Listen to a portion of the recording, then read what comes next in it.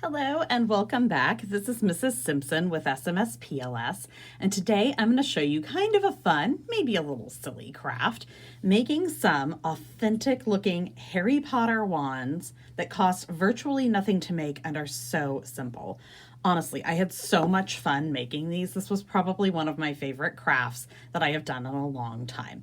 I've got two different variations on how you can choose to make your wand. One of them uses string to create texture, and the other uses hot glue to create texture. So let's go over the supplies you'll need for both different variations. You're going to need your cool melt glue gun and probably 2 to 3 extra sticks of glue. This takes quite a bit and it sucks to run out in the middle.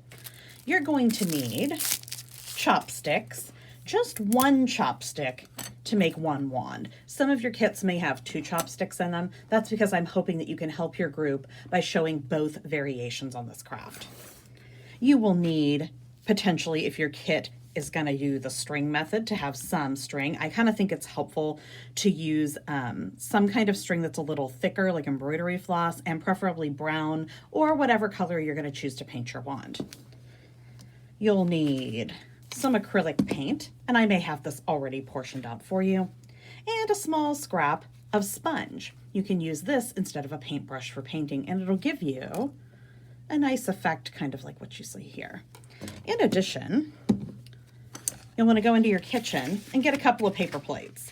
I like to use maybe just one paper plate for this craft because I like to keep my cool melt glue gun on a plate. It keeps the glue off of my tables and surfaces. And then later I can use this same plate as a palette and put my paint on there if I'm not using a pre-measured amount. All right, well, let's go ahead and get started. I'm going to start by showing you the variation where we don't use hot glue. So we're going to start by making a wand that looks like this with string. So the first thing I'll want to do is grab my chopstick and grab my string. In addition, if you're using this method, you can either choose to have a drop of hot glue affix your string, like someone can help you with that, or if you don't have that, a little piece of tape and you're going to paint over it is going to work totally fine. I'm going to use the tape method.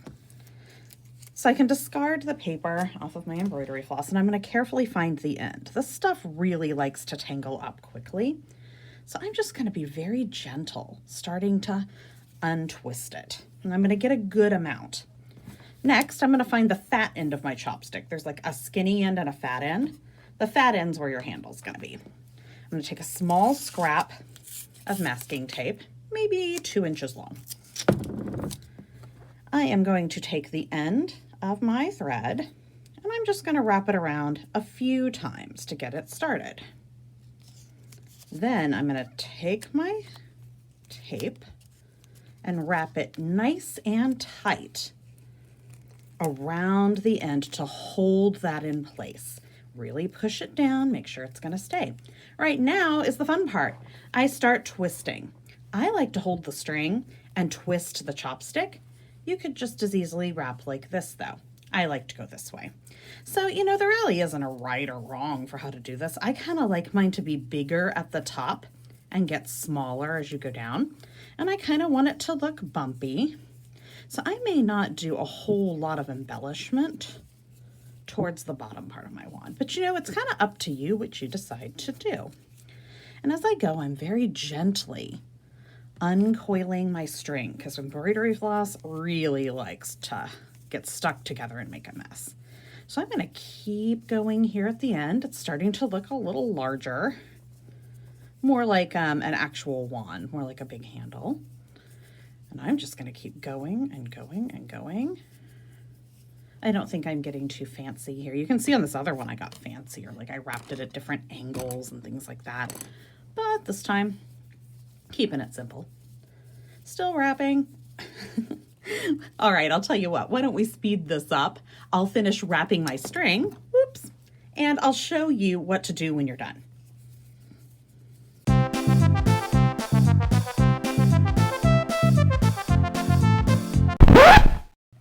Okay, so as I'm getting close to the end of my string, I want to make sure that I leave a little space at the end where I don't put any string. I'm going to show you why in just a second here.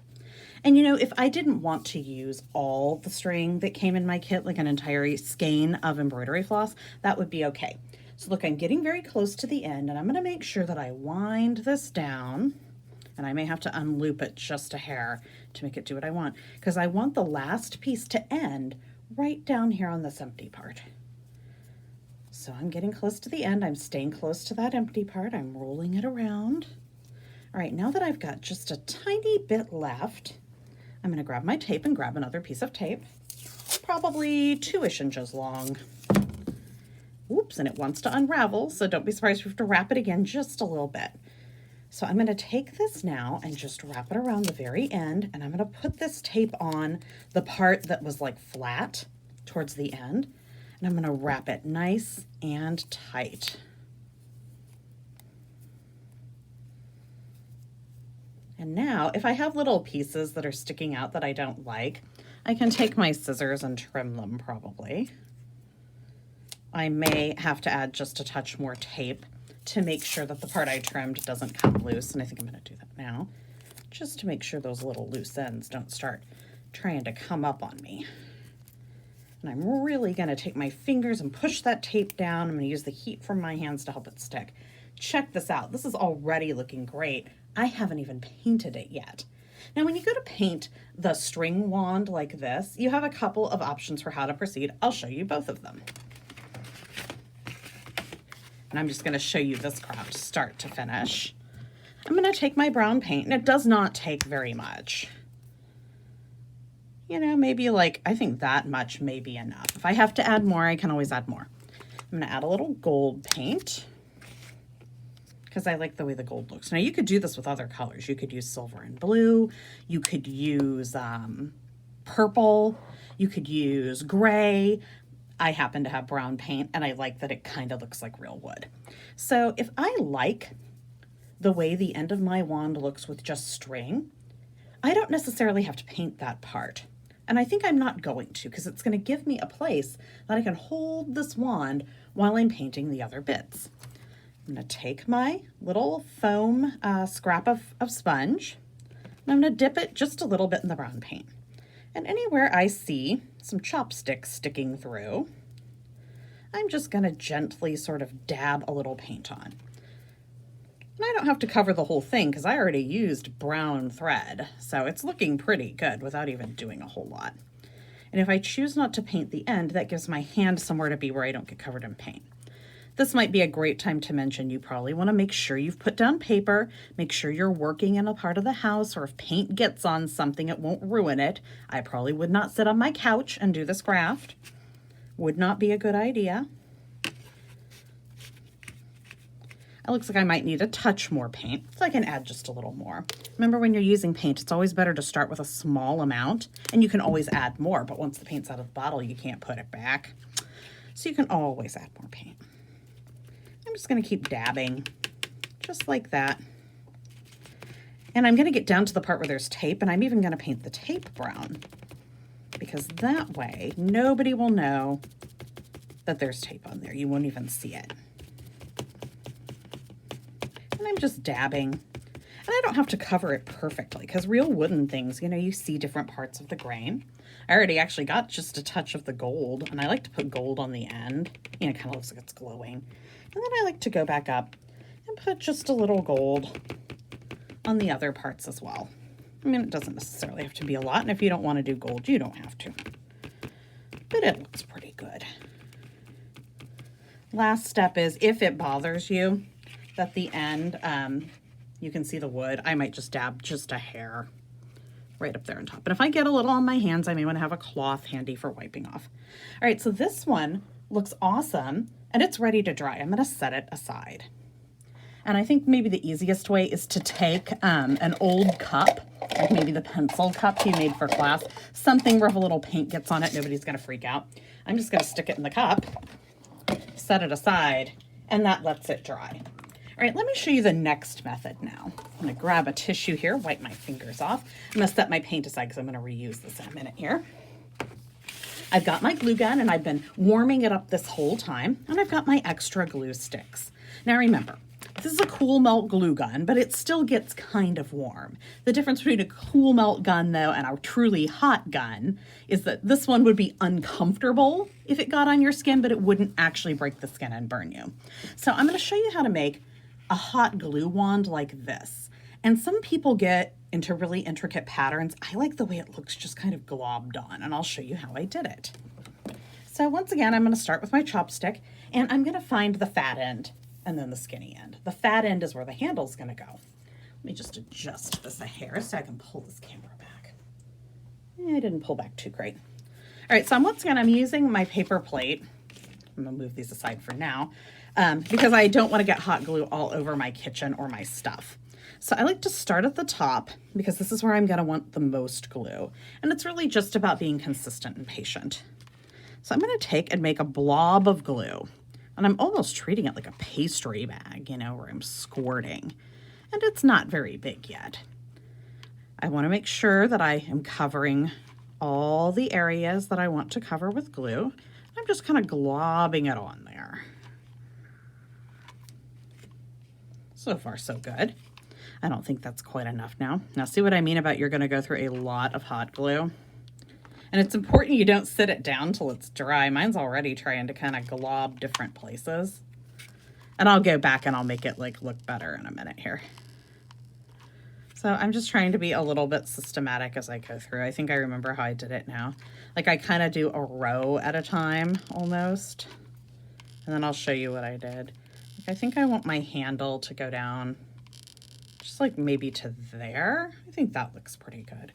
Okay, so I'm going to go up. I'm just going to turn it a little. Just do globs of glue.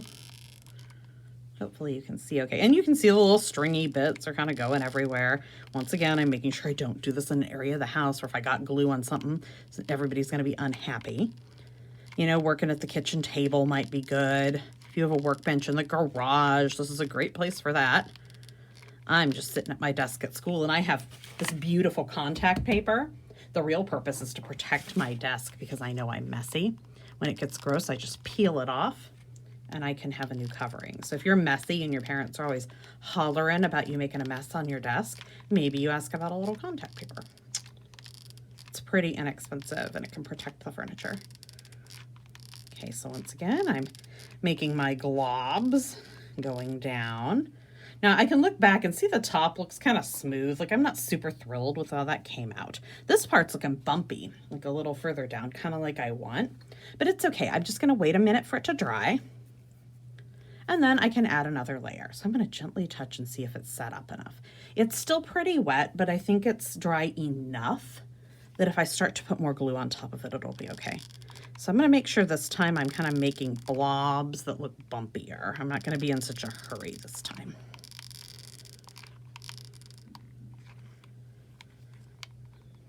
And you know, there isn't a right or a wrong way to do this. It's, you know, that kind of craft. I mean, you've seen the wooden wands in Harry Potter. They all look different. That's kind of the fun of that movie franchise and those books is there's individuality. And, you know, you'd be amazed how great this will look once you're done, too. Like you can see mine. Once I got it painted, I think all the little bumps show up better.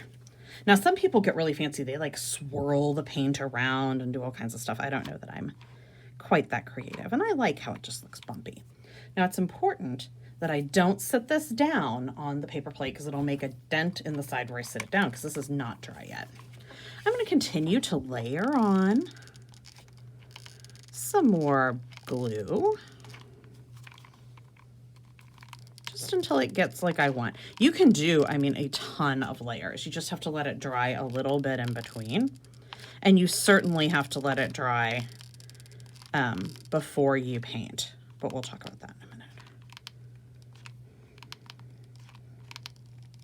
Yeah, now I'm getting close to where I'm pretty happy with it. I don't think I need to add a whole lot more. And I'm just kind of randomly adding mine. Maybe I see if I can get a little bit of a swirl effect this time. So I can take my glue gun and just gently squeeze, and as I do that, I'm going to turn. It's not going great. It's going okay. Oh, it's working. I see what I'm doing now. Yeah, this will look a little different than my other one. Not super different. People are really great at this. I watched a ton of really cool videos where people were very good at this. I mean, I'm like, okay. Now that I look at it, I do maybe want to go a little further down on my handle. Maybe not too much. Just a little bit of texture, you know. And there isn't really a right or wrong. Just take your time. Do some different stuff. I think I'm going through about 2 glue sticks this time. Seems about right. I'm getting close. About 2. So if you're trying to plan ahead for how many glue sticks to pull out, 2 will probably have done it. All right, so I'm thinking that looks like pretty bumpy and pretty wand-like. So I'm imagining it kind of like this one painted and seeing what it would look like. Okay, so now you'll have to take a break, probably for, oh, I'd say 20 minutes at least, because this glue has got to dry and this can't be touching anything when you do it. So remember how I've got my other wand that I practiced in an old container sitting upright? You want to do the same thing very carefully with the one you've just hot glued. I'm going to leave it right there for about 20 minutes. Then we'll come back and I'll show you how to paint. Okay guys, ready to pick up where we left off. I'd say this has been drying maybe about 15 minutes. If I feel it, it's warm, but the glue is definitely firm and not changing its shape or coming off on my fingers. So I feel like it's safe to go ahead and do the painting. Once again, I'll need a paper plate or something else that I can get paint on. I'll want to be working in an area where I don't get paint on anything important. I'll need my sponge. You can see I was already using this one. Yours may be fresh, and I'll need just a bit of paint. There's already some gold left over from before, so I probably don't need to squirt any more on. And I'm going to squirt a bit of brown. And you may have some pre-measured for you, and that's okay. Remember, it's always better to use less paint and add more than the other way around. Okay, so I'm gonna hold my wand down here on the wooden part to start, and I'm gonna paint the big part first. And I'm just gonna take my sponge and I'm gonna dab paint into all the nooks and crannies. And it's gonna start looking more like bumpy real wood as you go along. To move my hand up a little bit. Now remember, try to keep this off your clothes. Try to keep this off your furniture. This kind of paint will stain and not come off.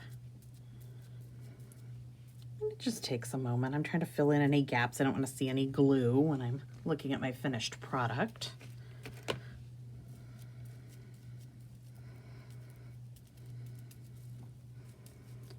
You know, it's kind of tough. I'm trying to keep my fingers out of the paint. I'll probably get some paint on my fingers and I'll have to wash my hands, but that's okay. I don't worry too much about that. Looks like I need just a touch more brown paint. Always better to not use as much. Come back for more later if you need it. Little stringy bits, I'll pull those off as I go. All right, so I'm getting down here. Oops, see, I already got some in my hand. That's okay, wash my hands after. Sometimes you drop stuff, you have to wipe up after yourself. Okay, I'm getting down close to the end. This gets a little tricky because it's like, uh-oh, what am I going to hold on to when I get there? So I'm probably going to leave the very end not painted for just a little while until this dries, but I'll get as close as I can and not drop this thing. Okay, so now I'm completely covered in brown, and if I like that, I could stop there, but I think it looks a little more magical to add a bit of gold to everything. So I'm just going to go back and gently dab a little gold on all the surfaces, and it shows all my bumps and ridges that I made. And I like the way that looks a lot. Check it out. See, a chopstick and some hot glue, or some chopstick and some strings. Looking great. Okay, just dabbing. All right. Yeah, make sure I get all the glue covered. All right, I think I did it. Now remember, this paint is still wet. I'm gonna have to be careful. And if you look, I have not painted the end yet. So I'll let you know how to finish this very last bit. So just like with the string one, I want to take this and I'm going to place it, and I'm probably going to have to touch a painty bit just for a second, inside a cup that I don't care if it gets a little paint on it. The paint cups we made before probably work great. Now, if you want to use your sponge again, you'll want to wash it out and maybe put it in a baggie or let it dry.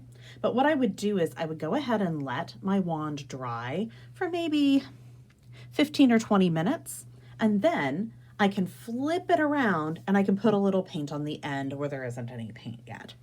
But, you know, maybe you're happy with it the way it is too. All right, so magic wands, just like in Harry Potter, looking awesome. All right, guys, so once you finish your wand, you should totally go to YouTube and check out, Google Harry Potter wand workouts. If you want to get up and get moving and take a break during the day, that's absolutely just so much fun. You should try one out. They're a lot of fun.